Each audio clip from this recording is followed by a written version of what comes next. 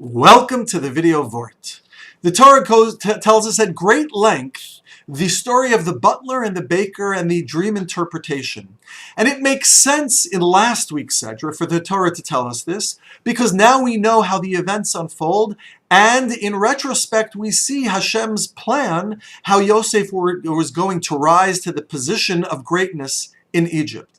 But in this week's Sedra, the Torah goes out of its way in the dialogue between the butler and Paro to tell Paro all about the details of what occurred and to tell us, the reader, once again how Yosef heard their dreams and interpreted them, and the baker and the butler. Why does the Torah go to such great pains to remind us of all these events? We, the reader, already know it. The Medrash Haggadah says that as a consequence of Yosef's dreams, he descended to Egypt.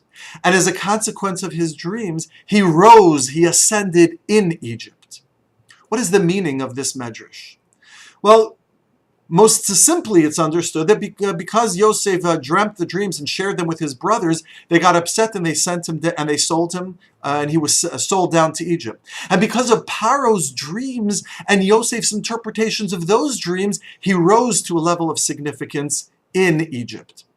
But it could very well be that the dream of his ascent was not the dream of Paro, but the dreams of the butler and the baker. You see, when the Medrash says that Yosef descended because of a dream, it's because of his dreams of superiority and grandeur and sharing them with his brothers that caused and fanned the flames of jealousy and enmity. Because he was focused on himself and was so brazen in sharing that it ultimately triggered the events that led him down to Egypt as a slave, ultimately ending up in jail.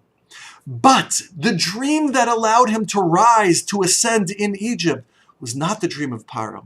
It was the dreams of the butler and the baker. When Yosef was able to focus on the dream of another, to hear the dream of another, and to help them realize their dream in the case of the butler, and to help the baker understand the consequences of his dream, only when he could hear and help the dream of another was he then able to rise to the level of the position that he rose to in Egypt and emerge from his own captivity. Indeed, when we are captivated by our own dreams, we are ultimately going to descend and fall.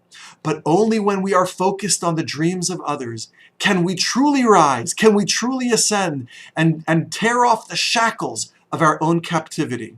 May HaKadosh Baruch Hu give us the wisdom to hear the dreams of others and help them realize their dreams. And as a consequence, our own dreams will be realized as well. Good job.